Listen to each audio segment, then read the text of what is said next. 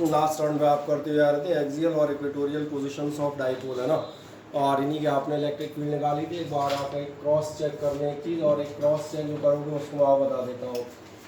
जो आप ये एक्सियल की बात कर रहे थे मैं दोनों इन शॉर्ट आपको याद दिलाता हूँ। मैंने लास्ट राउंड में याद दिलाया था कि इनको याद रखना, इन्हीं की हेल्प से हम आगे बढ़ेंगे। और जो आपने लास्ट राउंड की कैलकुलेशन की है उनमें बताऊँ, ई एक्सियल याद है आपको? ई एक्सियल जो आपने निकाला था, ये आपने निकाला था छोटे वाले डाइपोल का निकालता हूँ कि आपने निकाला था 1/4πε0 2p/r³ ये आपकी वैल्यू थी।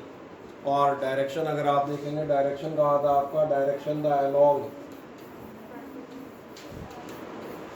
The dipole moment. बढ़िया, ये आपको मालूम है खाली। हाँ यार, तेरे को रोक कौन सकता है बताइए, हिम्मत किसमें है? हाँ। और अगला आप जाएंगे ई इक्वेटोरियल पे, आप जाएंगे तो ई इक्वेटोरियल का आपके लिए 1/4πε0 और आपने लिया था p/r³, ये आपको याद है। और इसके बाद ये आपका लिया था, ये था याद रखना अपोजिट, वो सॉरी वो था अलोंग द डाइपोल, और ये था opposite to the dipole moment. ये मैंने पूरी समरी इसलिए बता दी कि हम आगे स्टार्ट करने वाले हैं electric field at any point. तो पहले आप एक काम करें, एक सिंबल हेडिंग डाल दें, electric field at any point, और ब्रैकेट में डाल देना आर थीटा। आर थीटा ध्यान होगा पोजीशन दिखाते हैं, distance R, angle theta with respect to origin के हिसाब से, है ना। तो आप एक सिंबल हेडिंग डालें, electric field at any point R theta.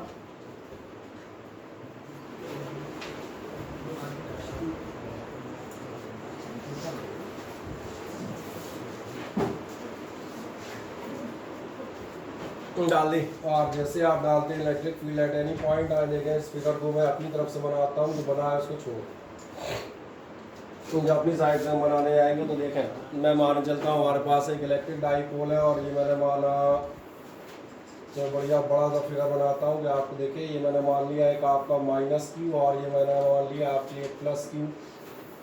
ये आपको मान लेंगे बाद में जाके सेंटर, और डायरेक्टली लेंथ दिखा देता हूँ। डायरेक्ट लेंथ आपकी कितनी होगी एक ही बार में दिखा दी, जरूरत पड़ेगी तो आप ए एंड ए मान लेना, कोई बुराई नहीं, ठीक है ना। और नाम मान लो, एक नाम मान लिया मैंने ए और एक नाम मान लिया बी। यहाँ तक आते आते आपको ठीक समझ में आ गई स्ट्रेंथ ऑफ द डाइपोल। ये जो सामने बना हुआ है, मैंने कहा आपकी डाइपोल का शरीर बना हुआ है। जब आप इसके हम कहते हैं स्ट्रेंथ पे जाओगे, यानी इस डाइपोल की आत्मा, तो वो आपको मालूम है डाइपोल की आत्मा आप कैसे लिखते हैं, वो आप देते हैं डाइपोल मोमेंट से। और डाइपोल मोमेंट उठाएंगे तो आपका जो डाइपोल मोमेंट है, डाइपोल मोमेंट कहा जाता है, डाइपोल मोमेंट का आपको डायरेक्शन याद है, ये होता है नेगेटिव टू पॉजिटिव चार्ज। तो ये मैंने कहा ये मेरा हो गया वेक्टर पी। कहाँ लिख दूँ, चलो यहाँ पे लिख देता हूँ, ये है दिखाई दे रहा है सभी को, कोई समस्या तो नहीं देने में। अब जो हम जिस पॉइंट की बात कर रहे थे, मैं पॉइंट मान चलता हूँ, कोई भी आपके पास एक आर्बिट्ररी पॉइंट है या नहीं। और आर्बिट्ररी इसलिए ना तो आपके एक्स एक्सेस पर है, ना वाई एक्सेस पर है, neither on axial position nor on equatorial. आप यहाँ बनाते हो जाए, जैसे आप यहाँ बनाएंगे। अब अगला काम कहाँ है, पोजीशन, तो वो भी मैंने आपको दिखा दिया। Position is r theta. इस डाइपोल की आपकी पोजीशन, सॉरी इस पॉइंट की पोजीशन मैंने कहा कहाँ मान लेता हूँ मैं, ये पोजीशन है आर और थीटा पर। आर डिस्टेंस और आपका थीटा उसका एंगल। ये काम करें, इतना फिगर बनाए, पहले ये तो दिख जाए, इंटेंसिटी निकाल फिर निकालते रहेंगे मजे से। बनाए डायग्राम, बढ़िया कॉपी लेके आप बैठे होंगे, ये मेरा मानना है। तो फुर्ती से अपनी रफ कॉपी में इतना हिस्सा बनाए, किसी को छोटा दिख रहा हो, मोटा दिख रहा हो, तो मैं इसको और बड़ा कर देता हूँ। -q + q आपका चार्ज, रेड में आपको दिखा रखा है डायरेक्शन ऑफ डाइपोल मोमेंट, और पॉइंट के आपको कोऑर्डिनेट्स दिए आर एंड थीटा।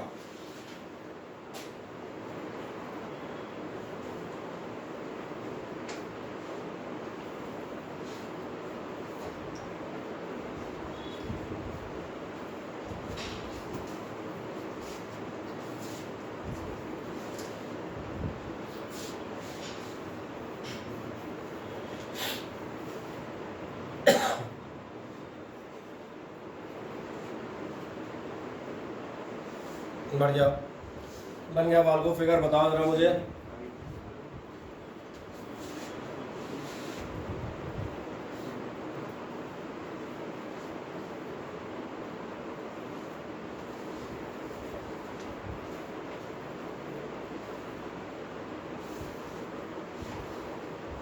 चले सूरज कुमार फिगर बना दिया। थोड़े सूरज कुमार की आवाज़ ही नहीं आ रही बेचारे की, है आ भी रही कि नहीं आ रही? यस सर, हो गया सर। अच्छा ठीक। चलिए जब आप फिगर बना देते हैं ध्यान देखना, मैं एक काम कर सकता हूँ, आपने अगर आएगा ये जो पॉइंट है आपका इनक्लाइंड स्टेट में, और इनक्लाइंड स्टेट का अपने पास एक ही सॉल्यूशन है, वो आपको मालूम है। वो क्या सॉल्यूशन है? ये जो आपका डाइपोल मोमेंट है, मुझे इसके दो कंपोनेंट करने पड़ेंगे, और दो कंपोनेंट ये याद होगा मैं कौन से करूँगा। एक उठाऊँगा along the direction of point, आप कह सकते हैं parallel to the line joining, और एक उठाऊँगा मैं परपेंडिकुलर टू द पॉइंट। तो क्या आपको ये दो कंपोनेंट समझ में आते हैं, हाँ या ना मुझे बताएं। इनमें से एक कंपोनेंट का मैं नाम मान लेता हूँ P1 और दूसरे का नाम मैं मान लूँगा P2। तो मैंने मान लिया एक कंपोनेंट है मेरा P1 और ये दूसरा कंपोनेंट मेरे पास है P2, ठीक है। R वापस लिख दूँ, R कहाँ गई? R ही डिस्टेंस है, तो हम कहीं भी दिखा सकते हैं। बढ़िया, तो दो कंपोनेंट कर दें आप P1 और P2, फिर आगे चलेंगे। जो आपका डाइपोल मोमेंट है दो कंपोनेंट कर दें P1 और P2, यानी मैंने मान लिया आपके डाइपोल के एक्चुअली दो टुकड़े कर दिए, P1 along the axis और P2 normal to the line.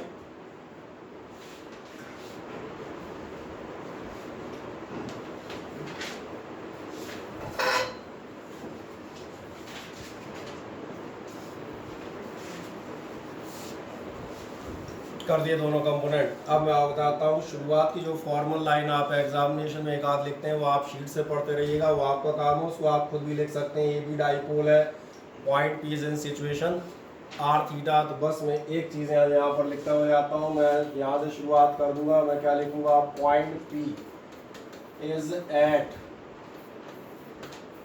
Are theta. क्या ये मेरी बात समझ में आती है? आर थीटा सिचुएशन पे।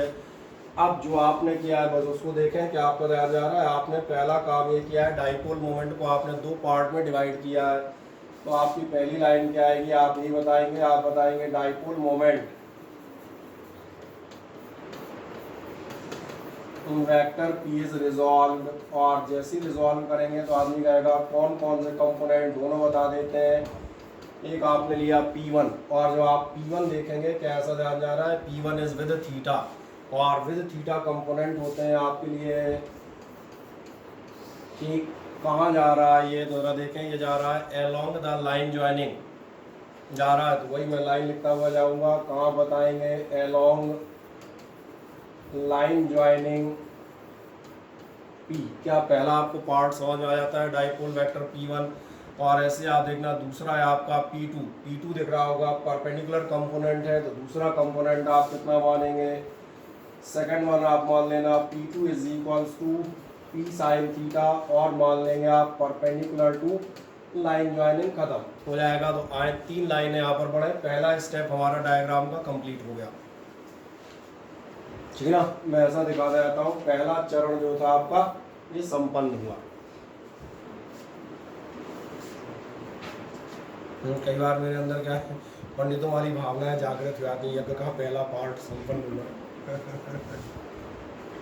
अब इस बात तुम आहुति डालोगे तो और आगे बढ़ाऊंगा, है ना। तो एक ने आहुति आ जाती साथ डाल दी, इसलिए तुम टेंशन मत लो।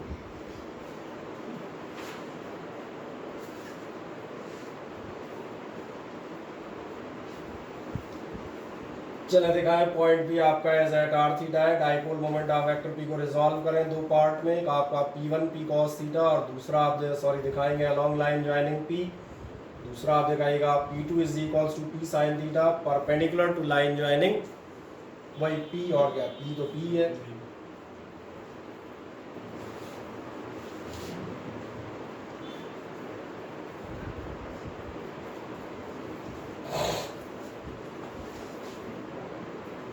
क्या इतना पार्ट हो गया आपका, हाँ या ना बताएं। अब जब इतना पार्ट हो गया ध्यान देखना, मेरे पास एक डाइपोल की जगह दो डाइपोल हो गए, यानी पिछला डाइपोल जो आ रहा है अब उसकी वैल्यू खत्म। अब मैं कौन से वाले डाइपोल की चर्चा नहीं करूंगा, मैं इस वाले डाइपोल की चर्चा नहीं करूंगा, क्योंकि मैंने इसके दो टुकड़े कर दिए हैं। मेरी बात समझ आता है। मैं इन दोनों की बात करूंगा जो मैंने बना रखे हैं P1 और P2। क्या आपको याद है आप एक्सियल पोजीशन कैसे कहते थे? आप एक्सियल पोजीशन ऐसे कहते थे कि अगर आपका कोई भी पॉइंट, जो भी आपका डाइपोल मोमेंट है, और डाइपोल मोमेंट यही होता था अगर कोई भी पॉइंट इसके रास्ते में कहीं भी आएगा तो माना जाएगा एक्सियल। तो जरा देखो ध्यान से, P1 के साथ में खास बात दिख रही है, P1 के रास्ते में आपका पॉइंट आ रहा है, इसका मतलब P1 के लिए ये कहाँ पर है, एक्सियल पोजीशन में। इसमें कोई डाउट हो तो मुझे बताओ बस, मैं तब तक लिखता भी जाता हूँ, तुम सोचते आना और लिखा हुआ देखना। मैं आपसे बताता हूँ P इज इन या eight axis of P1, P आपका कहाँ है, एक्सिस ऑफ P1 पर है। कोई शंका हो, कोई डाउट हो तो आप देख लें, बस ये कोई दिक्कत नहीं। और अगर ये P आपका at the axis of P1 है तो फिर मैं याद दिलाता हूँ, कहा नहीं था लास्ट में क्लास छोड़ते समय पिछला, भैया याद रखना, इसकी वजह से जो इंटेंसिटी आएगी हमारे मालूम है 2p अपॉन आर क्यूब, और साथ में कहाँ जाएगी, अलोंग द डाइपोल मोमेंट, अपने ही डायरेक्शन में होगी। अगर इतना आपको याद है तो बस इसको मैं यहाँ से आगे बढ़ा देता हूँ। इसका मतलब क्या कहेंगे आप, P is at axis of P1, दस पहली इंटेंसिटी मुझे मिल जाती है, और पहली इंटेंसिटी में लिख देता हूँ, मान चले मॉड वेक्टर ये लिखें चाहे E1 लिखें, फिलहाल 1/4πε0 को जगह मेरे पास का मैं शॉर्टकट मान लेता हूँ, K लिख लेता हूँ, बाद में आंसर में पूरा कर दूंगा। कितना हो जाएगा K, और साथ में कहा था 2p अपॉन आर क्यूब, 2 और p अपॉन आर क्यूब। कौन से डाइपोल की आप चर्चा कर रहे हैं, P1 की। डिस्टेंस आपको दिख ही रहा है, आर है ही तो कोई समस्या नहीं, तो हमने माने ही आर है। एक मजेदार बात है, ये हो जाएगा K और 2 और P1 क्या है, हम लिख देंगे यहाँ पर 2p cos theta upon r cube. एक एक से निपटता जाता हूँ, बहुत ध्यान देना है। जब पहली इंटेंसिटी आई तो यहाँ ये भी बात कर लेता हूँ, ये इंटेंसिटी जाएगी कहाँ, तो कहाँ जाएगी, अभी मैं फिर दोबारा दिखा देता हूँ, ये इंटेंसिटी कहाँ जाएगी, ये जाएगी along द डाइपोल मोमेंट। और अगर along द डाइपोल मोमेंट जाएगी, इसका मतलब ये है कि आपकी इस इंटेंसिटी को E1 को कहाँ होना चाहिए, तो अरे इतनी गंदगी को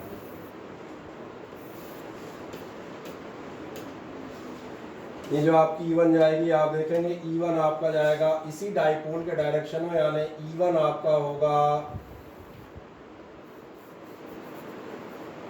बड़ा और मोटल्ला एरो बनाते हैं, बिल्कुल देखिए ये हमारा E1 along the direction of dipole moment. अपने फिगर में E1 बढ़ा दें, टुकड़ों में चलेंगे आराम से, कोई एक बार में फिगर नहीं बनाना है, वो आप एग्जाम में बनाना सीधा एक ही बार में, तो तब तक प्रैक्टिस हो गई होगी ना। तो बताएं किसी को E1 से रिलेटेड कोई प्रॉब्लम कहीं से कहीं तक बोले वाले को, जो आप सामने बैठे हैं या जो घरों में बैठ के आनंद ले रहे हैं, है ना। नहीं आ जाए तो एक लास्ट ले आते हैं। जैसे आपने देखा था एक्सिस ऑफ P1 है, अगर आप P2 देखो, P2 के लिए आपका पॉइंट कहाँ है, परपेंडिकुलर पोजीशन में, नॉर्मल पोजीशन में, ट्रांसवर्स पोजीशन में। इसको अपन चाहे तो फिजिक्स में इक्वेटोरियल भी आप बता सकते हैं। तो अगली बार आप क्या बताएंगे, P is at equator of P2, यही पॉइंट आपका इसके एक्सिस पर था, लेकिन इसके अकॉर्डिंग अगर आप देखें तो इसके कहाँ पर है, इसके बाइसेक्टर, परपेंडिकुलर, नॉर्मल, ट्रांसवर्स, दुनिया भर के वर्ड निकल आएंगे, इसी के इस पर है नॉर्मल 90 डिग्री पर। और अगर इक्वेटर पे है तो फिर ध्यान देखना, यहाँ से आपको एक छोटी चीज़ पता चलेगी, जो आपका मॉड वेक्टर E2 आएगा, ये आएगा K। एक मिनट बाद को, एक मिनट के लिए छोटा सा विराम लेंगे, वो पता नहीं जो बाद में एडिटिंग कर लेंगे, कोई दिक्कत नहीं। इतना देखना चार्ज चल रहा है, बंद ऐसा देख लेना, बस चल रहा है ठीक। चले आ जाए नेक्स्ट समय का, ये आपका कितना होगा, P अपॉन आर क्यूब होता था, तो कितना हो गया, P2 अपॉन आर क्यूब हो गया। और P2 अपॉन आर क्यूब के साथ अगली बार इसका डायरेक्शन कहाँ जाएगा, डायरेक्शन याद है, इसका डायरेक्शन आपका जाता था opposite to the dipole moment, P upon r cube, और आप डायरेक्शन ले रहे थे opposite to the dipole moment, याद है। और opposite to the dipole moment लेते हैं तो ले लें आराम से, opposite to the dipole moment देखें, यहाँ पर वापस जाते हैं एक बार फिगर में, क्या ध्यान जा रहा है, ये थी अलोंग द डाइपोल मोमेंट, इसका डाइपोल मोमेंट ये वाला है, इसका ये वाला नहीं है, ये डाइपोल मोमेंट सेकंड। और इंटेंसिटी आ जाएगी उल्टा, उल्टा बोले तो अपने फिगर में एक बचा हुआ पार्ट ये भी बढ़ाएं, धीरे धीरे चलेंगे आराम से, कोई समस्या नहीं। बढ़ा दें इतना हिस्सा,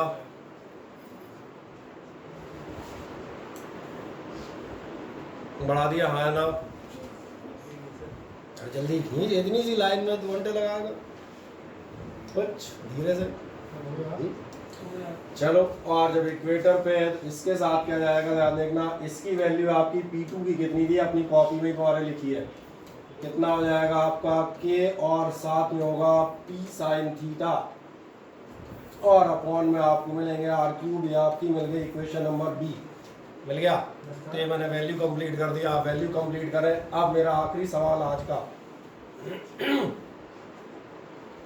और द लास्ट वन क्वेश्चन,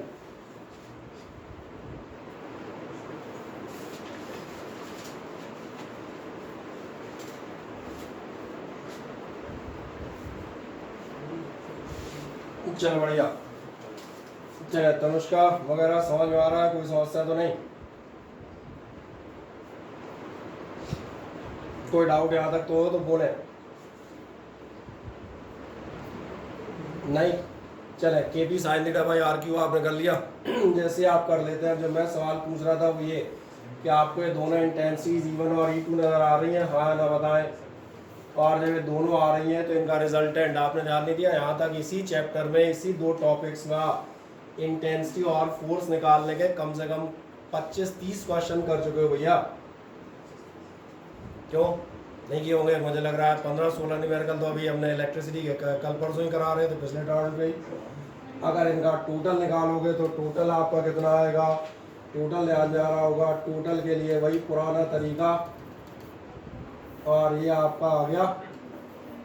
तो बस अपना पैरेललोग्राम पूरा कर दें, ये एंगल अल्फा दिखा दें, ख़त्म बात, अपनी कहानी पूरी हो गई। आपने वो सिर्फ 2 फॉर्मल कैलकुलेशंस करनी है, resultant under root of E1 plus E2 का स्क्वायर, और एक आपका उसका डायरेक्शन। इसके पहले कहीं क्लास ली बढ़िया, नाम क्या तुम्हारा? श्रुति। श्रुति इससे पहले कहीं क्लास ली थी? नहीं ली, स्कूल वगैरह है, स्कूल ले रहे थे, बढ़िया। तो क्या क्या क्या पढ़ाया अभी? क्योंकि हम फर्स्ट चैप्टर में बता दें, हम चला रहे हैं इसमें पोर्शन फर्स्ट का। क्या पढ़ा रहे थे हम? अरे हम वहाँ क्या रहे थे, यही भूल गए यार, नहीं भूल आ रहा है। हाँ, इलेक्ट्रिक डाइपोल पढ़ा रहे थे, और डाइपोल में बता दें लगभग आपकी इलेक्ट्रिक फील्ड इंटेंसिटी वाले टॉपिक पर हल है। आप चाहेंगे तो आपको बता दें, पुराने जो लेक्चर्स हैं उनके वीडियोस में सेंड करूँगा, उनको आप एक एक करके देखिएगा और उनको डाउट्स पूछिएगा, वो ऐसे कवर हो जाएंगे। तो फर्स्ट चैप्टर से रीस्टार्ट इसलिए कोई दिक्कत नहीं। चले, बाकी लोग बताएं मुझे, इतना आपने निकाल लिया है तो आपको निकालना आता ही है। मैंने कहा अब नहीं आता, तो मैंने कहा अब कुछ नहीं हो सकता, अब इसके आगे हम सिखा भी नहीं सकते। 2 इंटेंसिटीज आप ऐसे निकालते हैं। चले वापस आ जाए, इसके आगे आप चाहें तो खुद कैलकुलेशन आप कर सकते थे। और क्या कैलकुलेशन कर लेंगे, सीधा आप जाएंगे हैंस रिजल्टेंट, और आपकी रिजल्टेंट इलेक्ट्रिक फील्ड कितनी आएगी? रिजल्टेंट इलेक्ट्रिक फील्ड आएगी आपकी mod vector E is equals to कितना आना चाहिए परपेंडिकुलर में, A square plus B square, यानी आप बताएंगे E1 स्क्वायर, और साथ में आपका मॉड E2 स्क्वायर। चलो अब एक छोटा सा काम करो, मॉड वेक्टर A, जब आप जाएंगे E1 और E2 की वैल्यूज बताओ फुर्ती से। E1 आपका कितना था? बढ़िया, ये था आपका K और 2P cos theta by R3, यही था। मैंने कहा वैल्यू खुद अपनी कॉपी से देख के आप लिख सकते हैं, उसमें कोई मेरा रोल नहीं है। अगला आपका था K, और साथ में था P sin theta upon R3, और इसका होल स्क्वायर। क्या आपको ऐसा नजर आता है? इनमें से कुछ टर्म कॉमन हो जाएंगे। क्या क्या कॉमन हो जाएगा? सबसे पहले तो K तो वैसे ही ले लो, है ना। P आपको देखेगा, एक P कॉमन हो जाएगा, R3 कॉमन हो जाएंगे, बढ़िया। जाओगे तो 2 cos थीटा का स्क्वायर कितना होगा?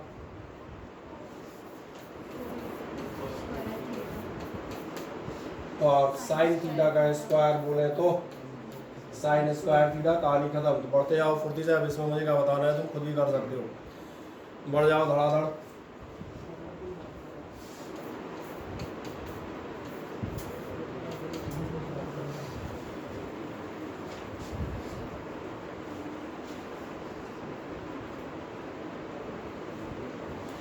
मिल गया। क्या टोटल आएगा, टोटल कितना आएगा,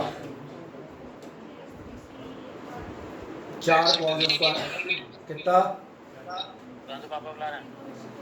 हाँ 4 कॉस स्क्वायर थीटा है, 1 साइन स्क्वायर थीटा है, सही कह रहे हैं। तो ये हो जाएगा आपका,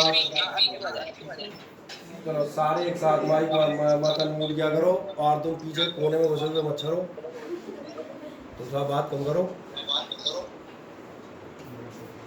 तो और क्या होगा, हम कहते हैं P upon r cube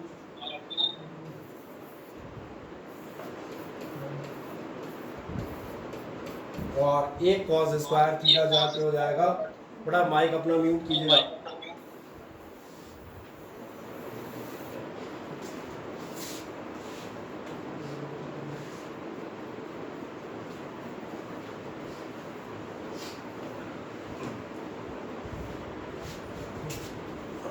Saurabh Singh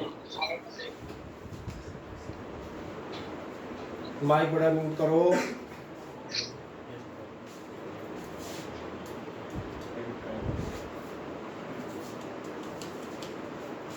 चाहे मिल गया 1/4πε0 ये आपको मिल जाता है। लास्ट एक फॉर्मेलिटी मैंने कहा ये आपको मालूम है, न्यूटन पर कूलम्ब आप कर ही देंगे।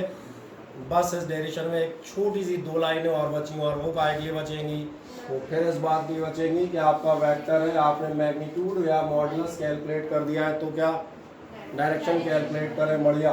और डायरेक्शन के लिए हम नीचे आ जाते हैं। डायरेक्शन के लिए आप जाओगे तो चलो यहाँ चलते हैं। आपका ये आएगा डायरेक्शन, डायरेक्शन आपको याद है टेन थीटा, चूंकि हमने अल्फा माना है तो अल्फा ले लेता हूँ। टेन अल्फा होता है परपेंडिकुलर अपॉन बेस।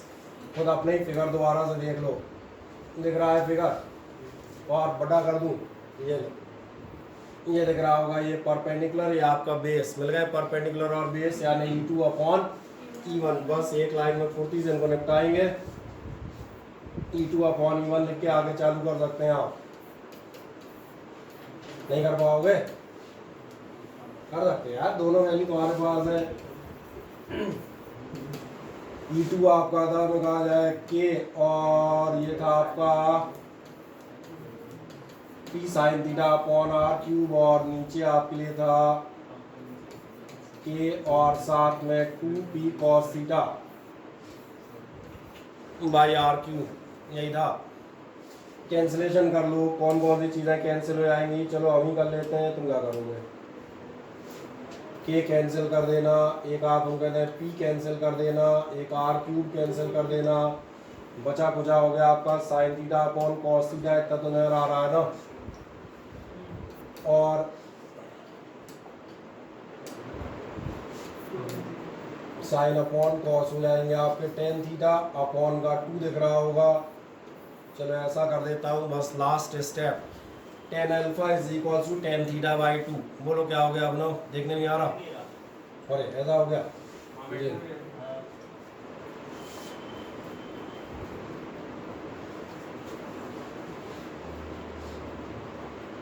कोई दिक्कत नहीं, बता दिया करो, बस इलाज हो जाएंगे 90%।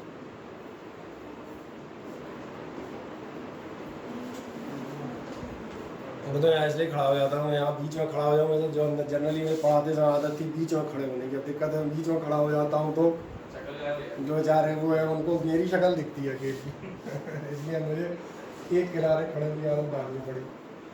चले tan alpha is equal to tan theta by 2 है, तो लास्ट क्या होगा फिर, लास्ट नजर आ रहा है अल्फा इज इक्वल टू, आप निकाल मारेंगे टेन इनवर्स, और प्रॉपर ढंग से लिखो तो आप लिख सकते हैं half tan theta and that's all. ये आपका कुल मिला के हमने कहा जो आपकी लास्ट पोजीशन थी इसमें एक्सियल, इक्वेटोरियल, और फिर मैंने कहा कंबाइंड यानी कि आर्बिट्ररी पोजीशन आर थीटा है, दोनों कंप्लीट हो जाती हैं।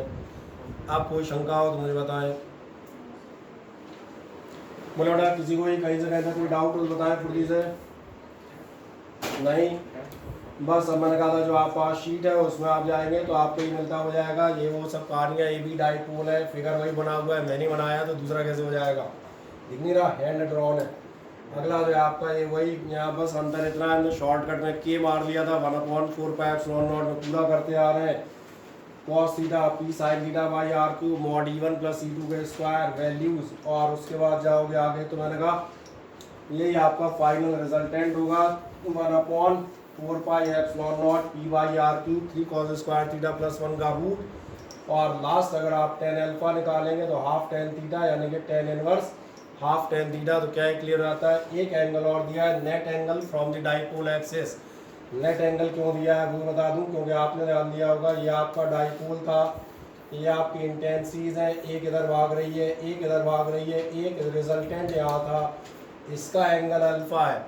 कि हवा में नाप रहे हो तो एक काम करो ऊपर से नाप लो, ध्यान देखो थीटा ये है आर थीटा थे ना, तो टोटल कितना हो गया थीटा ये और प्लस, तो कभी कोई टोटल एंगल जाना चाहे तो आप कितना कह देंगे that will be theta plus alpha that's all. तो मैंने कहा ये लिखना चाहो तो लिख सकते हो, नहीं लिखना चाहो तो नहीं भी लिख सकते, तो कॉमन सेंस की बात होती है, कोई टोटल एंगल पूछ दे तो ये आप सो जाएंगे हाँ ना बताएं। अब आते हैं अगले चर्चा पे। आपके पास एक आता है electric dipole in uniform electric field. यहाँ से आप भी स्टार्ट कर दीजिएगा तो डालें heading electric dipole in uniform electric field. Next बढ़िएगा electric dipole in uniform electric field. और पिछले डेरिवेशन का कहूँगा एक बार प्रैक्टिस कर लेना, बीच में स्टेप भूल जाओगे। कोई डाउट हो तो बोलो।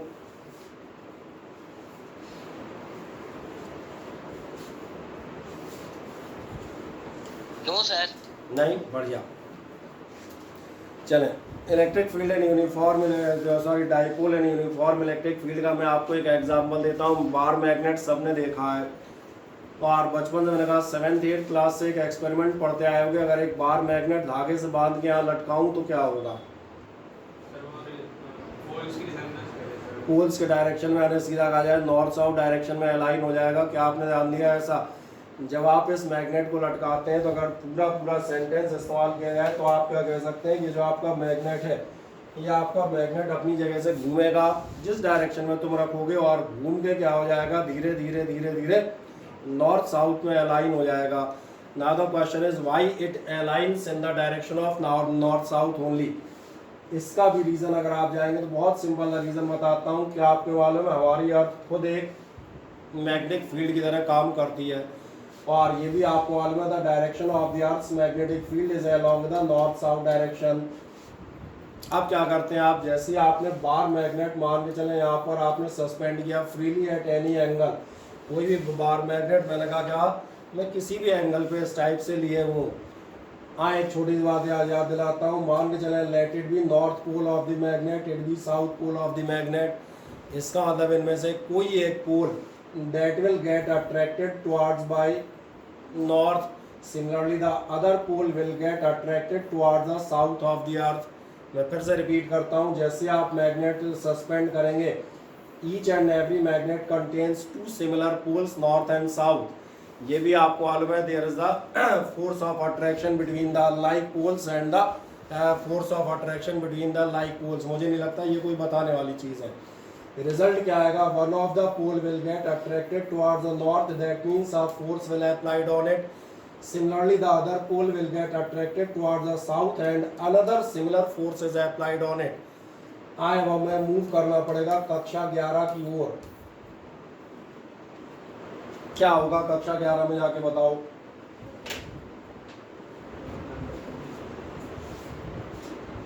इस फिगर से इसका क्लास 11th का क्या लेना देना है, टॉर्क लगेगा। आप सही कह रहे हैं, अब आप बिल्कुल सही कह रहे हैं। ये जो आपके दो फोर्स हैं two equal and opposite forces acting on some distance away from each other, these were defined as the force couple in the chapter of rotational motion. सबने पढ़ा हुआ है ये। फर्दर आप बताते थे द टर्निंग इफेक्ट और rotating effect is generated which is called the torque और moment of the force couple and that was any one force multiplied by the perpendicular distance। और पर्टिकुलर अपना मैं अगर डिस्कस करूं तो आप में से जो लोग यहाँ लास्ट ईयर पढ़ रहे थे उन्हें याद होगा हमने ये डेरिवेशन किया था। तो आपने तो इस साथ जाने क्या क्या किया था, हमने tau x tau y tau z coordinate system और ये दुनिया भर में निकाले थे। अगर आपने निकाले थे तो उतना हम कह रहे हैं ना भी लें तो कम से कम इतना तो याद आता है। और अगर इतना याद आता है तो यही कहानी आपके लिए रिपीट होगी अब यहाँ पर वापस। क्यों रिपीट होगी, मैं सपोज करता हूँ let I have an electric field. पिछली बार हम मैग्नेट का एग्जांपल दे रहे थे, मैंने कहा सिमिलर टू द मैग्नेट, जैसे आप मैग्नेटिक फील्ड लिए थे, आई हैव एन इलेक्ट्रिक फील्ड, मैं वही बिहेवियर यहाँ पर डिस्कस करूँगा एज इट इज़। अब आप क्या काम करते हैं, आप उठाते हैं कोई एक इलेक्ट्रिक डाइपोल, और इलेक्ट्रिक डाइपोल उठाने का मीनिंग क्या है? इलेक्ट्रिक डाइपोल का मीनिंग है आपके पास एक पॉजिटिव चार्ज होगा, एक आपके पास नेगेटिव चार्ज होगा। फॉर द कन्वीनियंस मैं इसको नाम दे देता हूँ ए बी। जो आप ए बी नाम दे देते हैं और सुविधा आपको फिगर में रहे, मैं और एक आध दो लाइंस बना देता हूँ। यही आपकी इलेक्ट्रिक फील्ड लाइंस होंगी इसी टाइप से। क्या आप मुझे बताएंगे इलेक्ट्रिक फील्ड का डायरेक्शन कहाँ होता है? What is the direction of electric field? Positive to negative charge। इसका मतलब है on this hand somewhere there is the positive and on right hand side somewhere there is the negative charge, because the field lines are oriented from the positive towards the negative। समझ में आ रहा है? जैसे road पे आपका board लगा होता है मुरैना 40 किलोमीटर, तो मुरैना 40 किलोमीटर पकड़ के मत बैठ जाना, एरो बता रहा है आगे जाओगे then you can reach to Morena. तो मैंने कहा similarly positive to negative charge, जब आप डायरेक्शन कह रहे हैं तो कहीं ना कहीं इंडिकेट कर रहा है somewhere ahead there is a negative charge, और इसका मतलब है इस आपके डाइपोल के पॉजिटिव चार्ज पर एक फोर्स ऑफ अट्रैक्शन काम करेगा, और एक फोर्स ऑफ अट्रैक्शन जो काम करेगा वो आपका कौन सा होगा? और ऐसे ध्यान देखना नेगेटिव पे कहाँ एक अट्रैक्शन काम करेगा? हो जाएंगे दो, और जैसे आपके दो फोर्स हुए, क्या आपके ऐसा समझ में आता है दोनों फोर्स आपके इक्वल और अपोजिट फोर्सेस हैं, ये आपका एक फोर्स कपल फॉर्म कर लेंगे।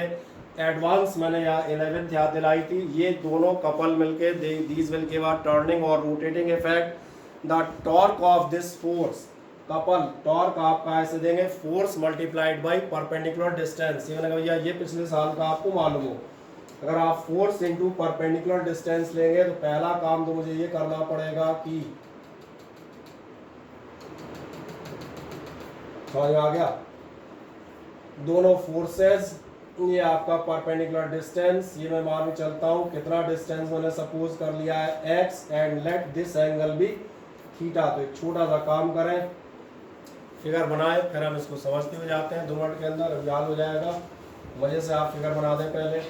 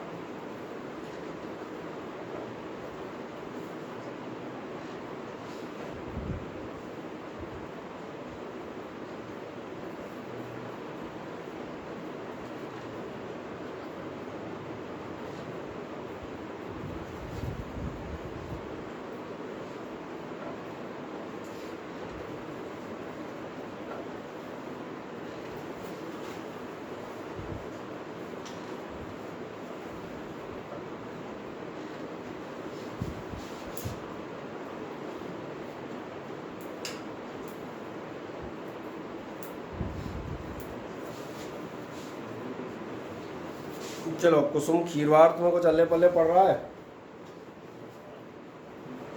कुसुम यस सर। हाँ, कुछ समझ में आ रहा है तुम्हें? Yes sir. अच्छा, दीदी जो हमें लगता है एक आध दिन गायब हो जाती है।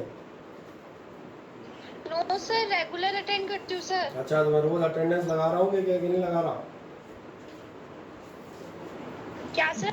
अटेंडेंस चेक कर लेना तेरी रोज लग रही है कि नहीं। यस सर, रोज लग रही है सर। तब ठीक।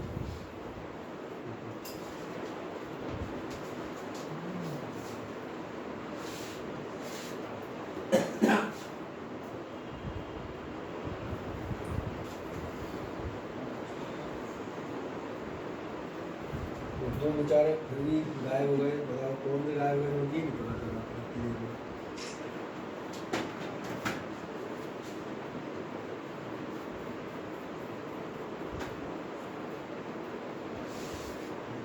चले, क्या आपने डायग्राम बना दिया?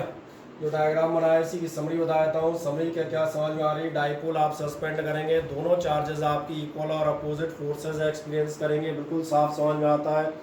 एक पॉजिटिव साइड अट्रैक्ट होगा, दूसरा नेगेटिव साइड अट्रैक्ट होगा, कपल फॉर्म करेंगे, रोटेट करने का प्रयास करेंगे, दैट्स ऑल। ये इनिशियल समरी, एक लाइन लिख दें सिंपल सी, इसमें आप लिख दीजिएगा on suspending an electric dipole, लिख दे आराम से, on suspending an electric dipole, on suspending an electric dipole in uniform electric field, suspending an electric dipole in a uniform electric field,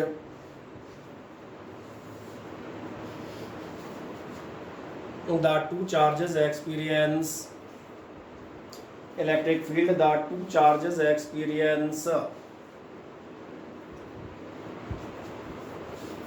short में लिखते हैं equal and opposite forces, experience equal and opposite forces which form a force couple, which form a force couple, which form a force couple। आए आगे, जैसे ही आपका couple form हो गया, अब आप जाएंगे, आप बताएंगे मोमेंट,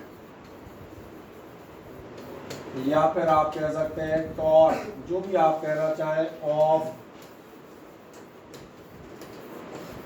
दिस फोर्स कपल। जो मैं बात कर रहा था थोड़ी भैया 11th भी आपको याद हो, moment of this force couple या टॉर्क कितना होता था, ये होता था आइदर फोर्स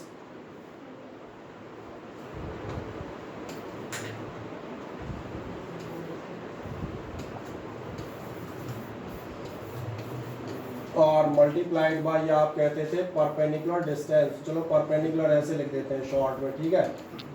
बढ़ जाए आगे, कितना होगा, any one force multiplied by, दिखाएं फुर्ती से आप, मोमेंट और torque of this force couple, ये आपके लिए निकला tau is equals to any one force multiplied by perpendicular distance. मिल गया। आ जाओ, इसका मतलब आपका टाउ इज इक्वल्स होगा एफ, और परपेंडिकुलर डिस्टेंस हमने अपने फिगर में कितना मान रखा है, तो परपेंडिकुलर डिस्टेंस आप देख रहे हैं, ये हमने माना हुआ है एक्स। बस अब दो छोटे छोटे सवाल, पहला सवाल एफ कितना होगा और दूसरा सवाल एक्स कितना होगा। अरे इसको उठाल के इधर बीच में डाल दो, ये है थर्ड मैन पे खड़ा हो गया है, सेकंड स्लिप पे ले आओ इसको, इधर बीच में उठा लो, हाँ अब सही है, ठीक है ना।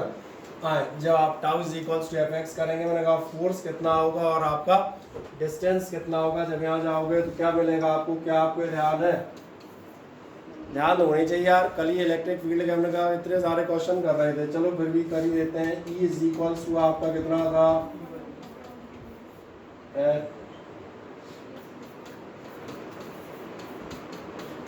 ये सारे सवाल हीलियम न्यूक्लियस और ये सब कल ही निपटाए हमने कल लास्ट राउंड में। F is equals to q e, और एक छोटा सा काम करें, जरा फिगर देखें, साइन थीटा, साइन थीटा आप अप्लाई करेंगे, साइन थीटा कितना हो जाएगा, परपेंडिकुलर अपॉन हाइपोटेन्यूज। और एक लास्ट काम, डाइपोल की लेंथ आप कितनी मानते हैं, 2a। कोई बात नहीं, हमने नहीं मानी थी, अब मान लें।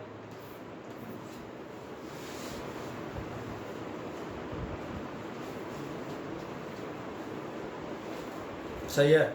जैसे आप जाएंगे sine theta is equals to, आपने कितना माना, परपेंडिकुलर अपॉन हाइपोटेन्यूज, यानी आपको एक्स की वैल्यू मिल गई, ये आपको मिल जाएगी 2a साइन थीटा। और देखें ध्यान से, दोनों वैल्यूज हमारे पास आ जाती हैं। फोर्स भी ये तो डायरेक्ट पहले से ही मालूम थी, तो पढ़ते ही आ रहे हो। और मैंने कहा साइन थीटा आपने कैलकुलेट कर लिया, बस रख दें वैल्यूज, वैल्यूज रखोगे तो क्या होगा, ज़्यादा है तो हैंड्स लिख दो, वैसे हम तो लिखते नहीं हैं। तो tau is equals to f, f का मतलब आपके लिए होगा क्यूई, और एक्स का मतलब होगा आपके लिए 2a साइन थीटा। इसमें आपको कुछ नज़र आ रहा है, क्या नज़र आ रहा है, बढ़िया, ये अच्छी बात है, गुड वन। चलो सूरज बता रहा है, अच्छी चीज़ बता रहे हो, सही बता रहे हो। ये रहा आपका क्यू डॉट 2a, यानी कि हमने कहा डाइपोल मोमेंट, तो बगल में बता दीजिएगा P बराबर क्यू डॉट 2a, और ज़्यादा बताना हो तो बता देना इज डाइपोल मोमेंट। बस अब इतना ही होगा यार, मिल गया, कोई समस्या, बोलो अभिनव सिंह सिंगर। कोई समस्या हो तो बताओ।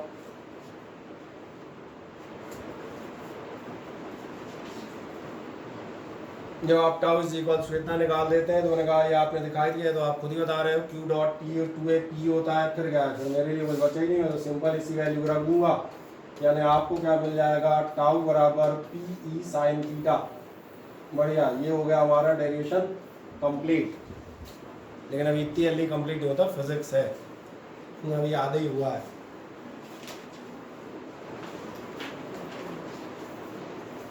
क्योंकि जो बोर्ड में आपके क्वेश्चन आते हैं वो तो इसके बाद शुरू होते हैं बड़ी दिक्कत है। क्या आपने इतना निकाल दिया, tau is equal to p sine theta. अब मुझे ये बात है कि आपको ये ए बी साइन थीटा नजर आ रहे हैं और केवल 5 वर्ड में, बाकी रेफर कीजिएगा 11th में। 2 बातें याद दिलाता हूँ। कौन कौन सी बातें याद दिलाता हूँ, याद आ गई? बिल्कुल आप सही कह रहे हैं। ये हुआ करता था डॉट प्रोडक्ट या स्केलर क्वांटिटी, यानी कि बिना डायरेक्शन का। ये हुआ करता था आपका vector a cross vector b और विद डायरेक्शन। इसका डायरेक्शन याद दिला देता हूँ। डायरेक्शन हुआ करता था perpendicular to plane of paper, decided by कौन सा? Maxwell's right handed screw rule. सही है, आप भी सही कह रही हैं, उनको ही बताते रहना पड़ता है। चले, अगर इतना याद आता है बस इसको मैं इसी फॉर्म में कन्वर्ट कर दूंगा, a b sine theta check कर लो कितना हो जाएगा। इसका मतलब चलो ऐसे लिखते हैं, यहाँ लिख देता हूँ वेक्टर फॉर्म। वेक्टर फॉर्म में आप लिख दीजिएगा vector tau is equals to vector p और साथ में आप लिखेंगे क्रॉस वेक्टर ई। आ जाए नीचे बढ़े, वेक्टर फॉर्म दिखाएगा vector tau is equals to vector p cross vector e. सही है, इसलिए पिछले साल 11th में आते थे तो कहते थे सीखते रहो, ये चौकीदार भी चिल्ला था जागते रहो। जैसे अब हाँ ध्यान दिया होगा, पूरे साल चिल्लाता था सीख लो बेटा, 11th में पास फेल छोड़ो, सब पास हो जाओगे, वो टेंशन छोड़ो, तुम तो सीख लोगे तो फिजिक्स आती रहेगी। और वेक्टर पी क्रॉस वेक्टर ई किया तो लास्ट काम कौन सा, जो भी आपसे पूछा है डायरेक्शन कहाँ गई, ये रही perpendicular to the plane of paper. इसके लिए वो लाइन यहाँ पर लिखें, नीचे आप लिख दिएगा the direction of this torque, लिख रहे हैं the direction of this torque remains perpendicular to plane of paper. The direction of this torque remains perpendicular to plane of paper.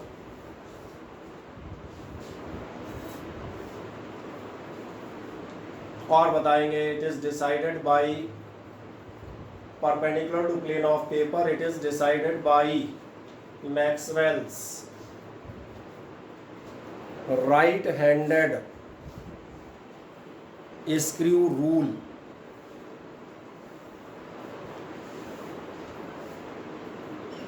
Decided by Maxwell's right-handed screw rule।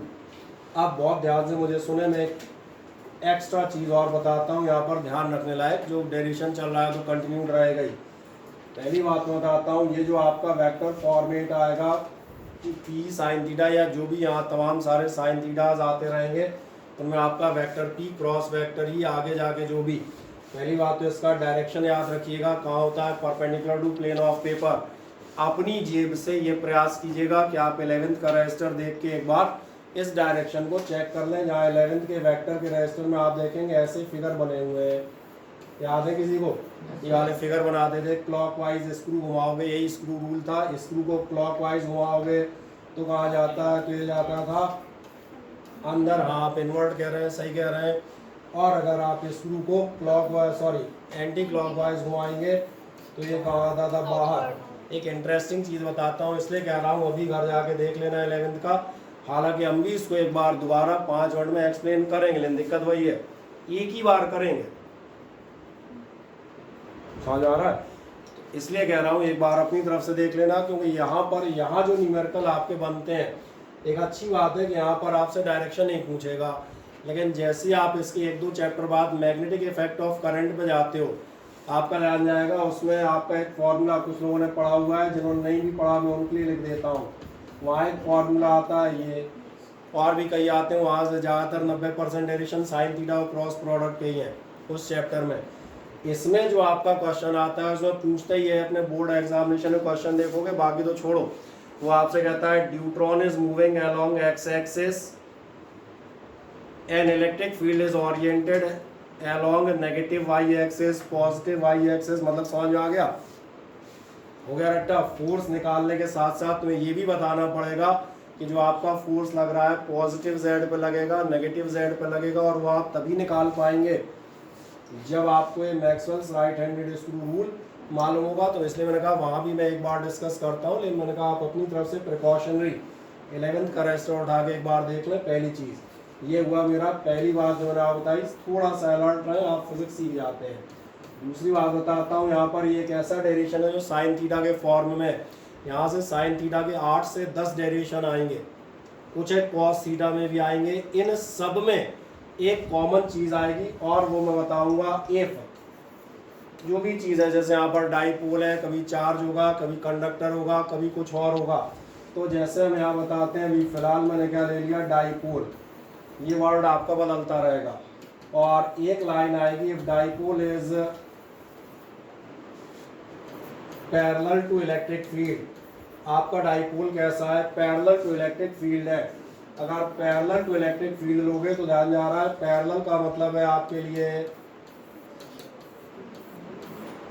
आपकी theta 0 है, और अगर theta 0 है तो फिर आप थोड़ा ध्यान देखें, अपना टॉर्क कितना आएगा? टॉर्क आएगा PE साइन 0। साइन 0 की वैल्यू कितनी बताओगे? 0।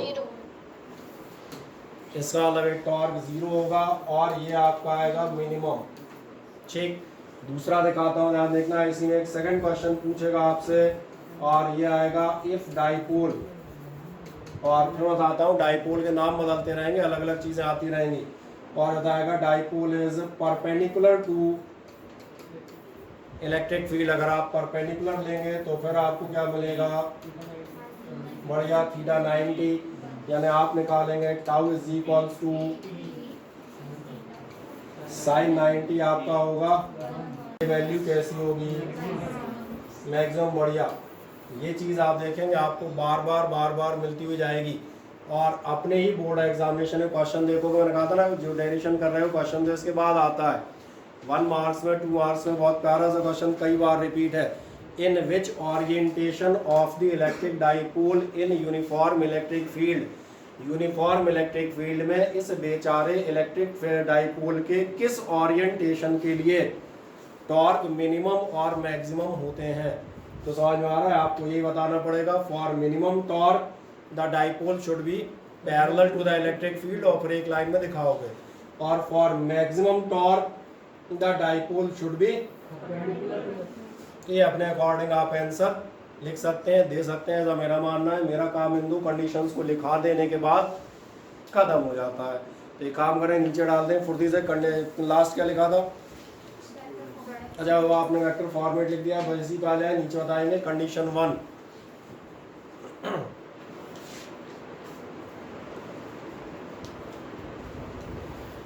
कंडीशन फर्स्ट आप बताइएगा, dipole is parallel to vector E. Dipole is parallel to electric field, और dipole parallel to electric field है तो फिर आप क्या लेंगे? Theta is equals to 0। रख दो वैल्यू मजे से।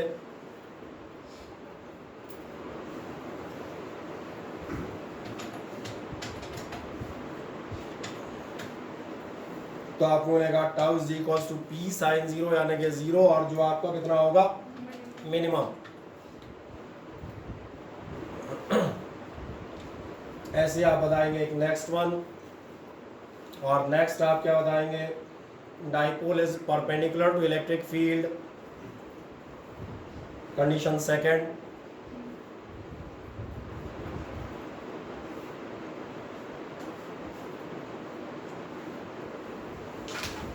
थीटा आप दिखाएगा 90, तो फिर आपको टाउ इज इक्वल्स हो जाएगा PE साइन 90, यानी कि आपका PE, और जिसको आप डिक्लेयर करेंगे मैक्सिमम। बढ़िया,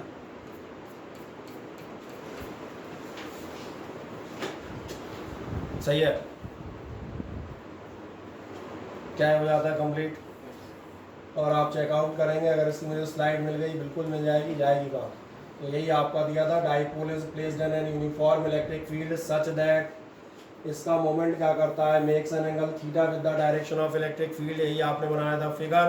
तो फिर क्या चीज़ बताता है, then two equal and opposite force acting on dipole, दो इक्वल और अपोजिट फोर्स आपके लगेंगे, क्या काम करते हुए जाएंगे, आप बताते हैं these constitute a couple, couple का निर्माण कर लेते हैं, whose tendency is to rotate the dipole, hence a torque is developed, इसलिए एक टॉर्क डेवलप हो जाता है। और क्या है, dipole tries to align itself in the direction of electric field, ये आपको मैग्नेट का एग्जांपल इसलिए प्रैक्टिकल दिया था क्योंकि इलेक्ट्रिकल डाइपोल आपने देखे नहीं होते, कोई आदमी मैग्नेटिक तो देखा होता है, वो हमेशा कहाँ जाएगा, नॉर्थ साउथ जाएगा, align in the direction of magnetic field, magnet है तो और इलेक्ट्रिकल है तो इलेक्ट्रिक फील्ड। बाकी सब यही आपने लिखा है, टॉर्क बराबर force into arm of the couple, arm of the couple में अक्सर लोग गड़बड़ा जाते हैं तो उसको हम सिंपल लैंग्वेज इस्तेमाल करते हैं, परपेंडिकुलर डिस्टेंस वो फिगर के अकॉर्डिंग ठीक है निकल आता है। ये रहा फिगर एक गंदा सा, खबरदार भी गंदा का तो हमने बनाया है। हाँ, बाकी आपकी दो कंडीशन, थीटा 0 और आपका टाउ 0, ये मिनिमम, और एक आध और आएंगे बस, ये 90 और मैक्सिमम वाला, तो ये जनरली आप पढ़ लेंगे। अब नॉन यूनिफॉर्म फील्ड और यूनिफॉर्म फील्ड में बताते हैं क्या अंतर आएगा। तो चलो इस टॉपिक को मैं सबसे लास्ट में बताऊंगा, पहले तुम्हारे जल्दी से दो चीज़ें और आपको निकाल दूँ। एक नेक्स्ट आप हेडिंग डालिएगा और अगली हेडिंग डाल दिएगा work done in rotating the dipole. एक नेक्स्ट आप बताएंगे work done in rotating the dipole. आप पूछेंगे वर्क डन कहाँ से घुस गया, वर्क डन यहाँ से आ गया, आपने ध्यान नहीं दिया। अभी आप कह रहे थे अपने पास एक इलेक्ट्रिक फील्ड है, सिंपल फिगर दिखा रहा हूँ, आपको फिगर बनाने की जरूरत नहीं पड़ेगी। आपने कहा था हमने इसमें एक डाइपोल रखा है, जब आप डाइपोल रखेंगे तो इस पर आपके फोर्स कपल या मैंने कहा टॉर्क एक्ट होगा। और एक बड़ी मजेदार बात है, फोर्स कपल या टॉर्क करोगे तो ये डाइपोल आपका घूम भी जाएगा। और मेरा अंदाज़ है फिजिक्स में वर्क की डेफिनेशन यही होती है, whenever a force or torque is applied and there is that either the displacement in case of force or the angular displacement in the case of torque, कुछ भी होगा तो आप इसे कहते हैं वर्क डन। और वर्क डन भी आपको मालूम है वर्क डन कितना होना चाहिए, तो वर्क डन आपका होता है जो आप फोर्स इनटू डिस्प्लेसमेंट कहते थे, इस केस में आप कितना कहते थे, एंगुलर डिस्प्लेसमेंट। खत्म, टॉर्क के केस में वही बोल ली तो घूमोगे। एक काम करते हैं कि आपने हेडिंग क्या डाली है, वर्क डन ऐसा कुछ डाल दिया है, इसमें आप लिख दिएगा ऑन सस्पेंडिंग अ डाइपोल, लिख दें एक introductory line, on suspending a dipole in uniform electric field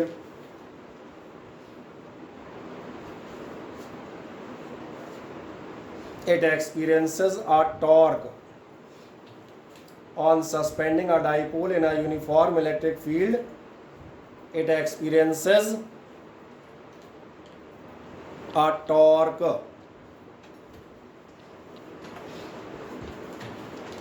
and tends to rotate, experiences a torque and tends to rotate।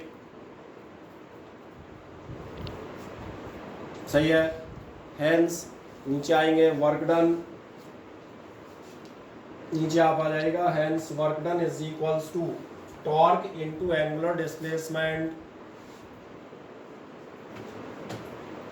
hence work done is equals to आपका कितना आएगा, torque into angular displacement. और बस हम चलेंगे किसकी भाषा में, गणित की भाषा में जाना पड़ेगा। आ जाए, मैं अब आगे चलता हूँ। एफ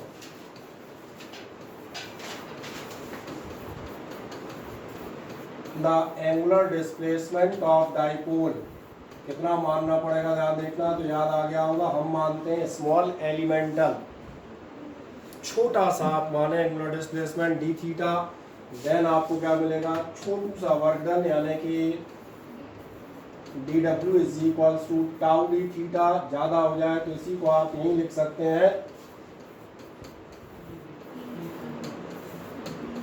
अभी नहीं समझ में आया? अरे टाउ की वैल्यू निकाल तो चुके, दिखा दो। इफ द सॉरी हाँ यही है, if the angular displacement of dipole, अगले स्टेप में आएगा। If the angular displacement of dipole is d theta, if the angular displacement of dipole is a d theta,